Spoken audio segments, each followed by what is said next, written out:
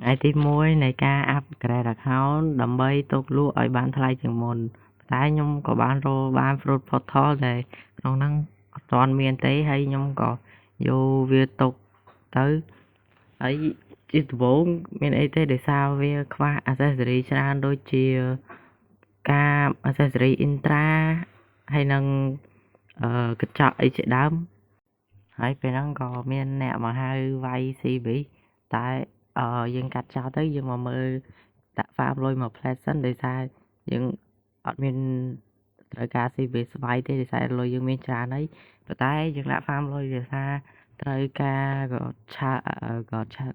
លេសដើម្បីទៅ spawn intra អញ្ចឹងពេលដាក់ហ្វាមលុយហ្នឹងខ្ញុំក៏ទុកចោល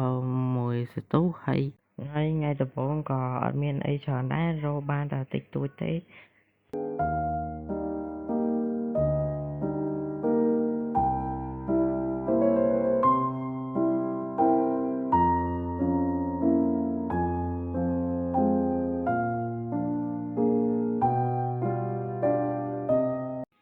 យកន្លែងនេះខ្ញុំក៏ព្យាយាមចុចទិញ Instinct ទៅប៉ុន្តែកន្លែងភ្នែកបិទខ្មៅហ្នឹងវាចុចទិញអត់កើតដោយសារតែអត់ទាន់ធ្វើ quest ខ្ញុំទិញ account មកហ្នឹងយើងទិញ account ផ្សងសំណាងទេអញ្ចឹងទៅaccount ហ្នឹងវាអត់ទាន់មាន quest មានអីចឹងទៅទិញភ្នែកណត់កើតតោះទៅត្រូវទៅ first C ទៅទិញវិញទៅធ្វើ quest ធ្វើដោះ quest ហើយបានទិញបានហើយបន្ទាប់មកកន្លែងនេះខ្ញុំក៏ឃើញវាឈប់យកឆេះទៅក៏ខ្ញុំនឹកឃើញថាខ្ញុំនៅបើក Elite Hunt វាយមួយទៀតដោយសារអាហ្នឹងក៏វាតម្លាក់ក៏ challenge ដែរអញ្ចឹងបន្ទាប់ពីហោះទៅយក quest ហើយក៏ហោះទៅរក NPC ដើម្បីវាយហើយ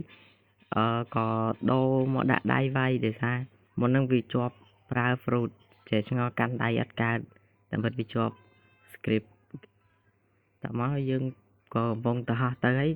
មកដល់ហើយយើងក៏វាយវាលេងទៅបន្ទាប់ពីវាយហើយកន្លែងហ្នឹងគឺយកអត់មានសំណាងអញ្ចឹងយកអត់បានក៏ challenge ទេហើយក៏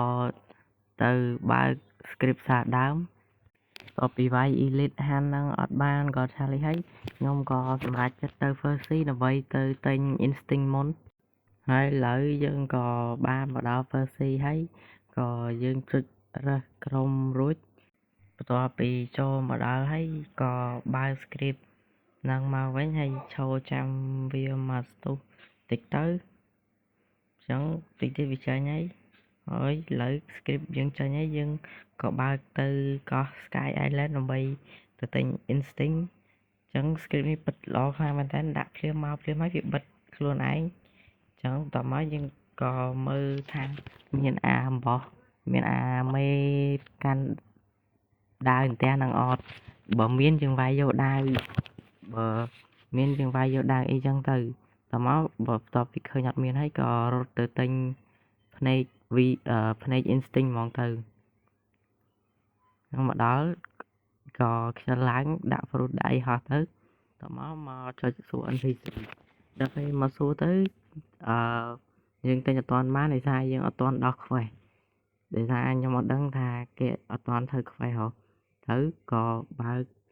hack យើងដើម្បីមើលកន្លែងដោះ quest ហើយដាក់ទៅដើម្បី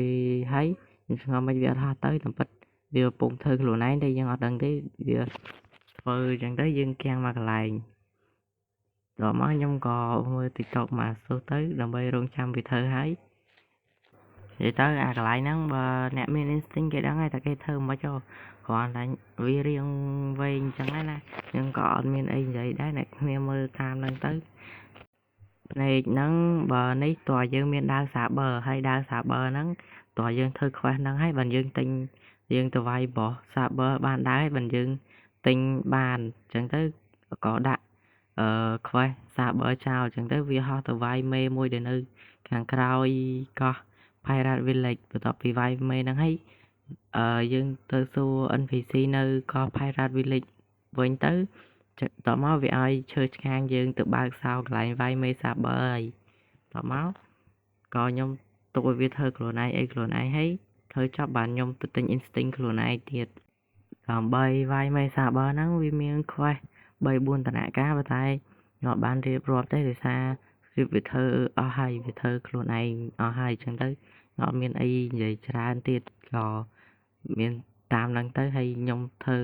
ដើម្បីទិញ instinct បើអញ្ចឹងទេ account អត់មាន instinct ក៏វាអត់ល្អមើលដែរហើយបន្ទាប់ពីវាយមេនឹងចាប់ខ្ញុំក៏បើក script ដើម្បីទិញ instinct អញ្ចឹងទៅក៏វាទិញបានដោយសារមុនហ្នឹងទិញអត់បានដោយសារវាជាប់ quest ហើយឥឡូវយើងមកដល់សមុទ្រទី 2 វិញហើយខ្ញុំមកសមុទ្រទី 2 ហ្នឹងដើម្បីធ្វើ V2 V3 race shark អញ្ចឹងទៅអត់មានអីនិយាយទេមានតែអ្នកគ្នាមើលតាមហ្នឹងទៅហើយបើ V3 shark ប្រហែលជាខ្ញុំនៅដាក់ថ្ងៃបន្ទាប់ជាមួយនឹងធ្វើ item ផ្សេង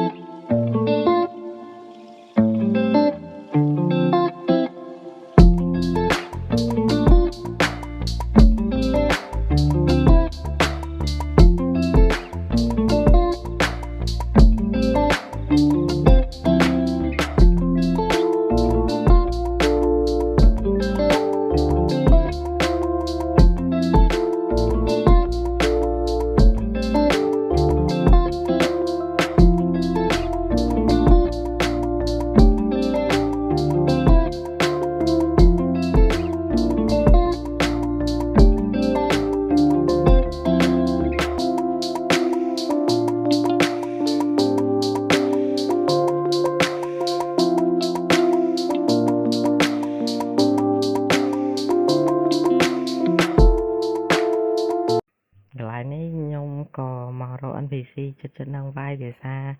ឲ្យតែ NPC យើងវាយទៅវាអាចតម្លាក់ផ្កាពណ៌លឿងមកខ្ញុំក៏អត់ទាន់រើសផ្កាក្រហមអីដែរទៅវាយពី3ក្បាលអត់ទាន់បានក៏ទៅរើសផ្កាក្រហមមុនហើយផ្កាពណ៌ខៀវហ្នឹងវា spawn នៅពេលយប់អញ្ចឹងរើសផ្កាពណ៌ក្រហមមុនហើយដើរវាយ NPC ដើម្បីរកផ្កាពណ៌លឿងទៅដល់ពេលយប់បានទៅរើសផ្កាពណ៌ខៀវ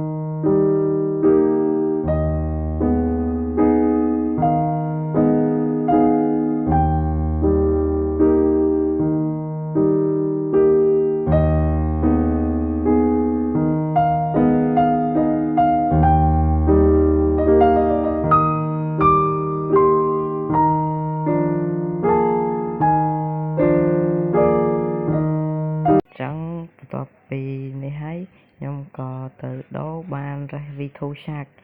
ចឹងហើយថ្ងៃទី1យើងរកបាន Instinct ហើយនឹង V2 Shark ចឹងក៏អត់មានអីធ្វើទៀតដែរក៏ទៅទូកខ្មោចដើម្បីមើលបោះវាយលេង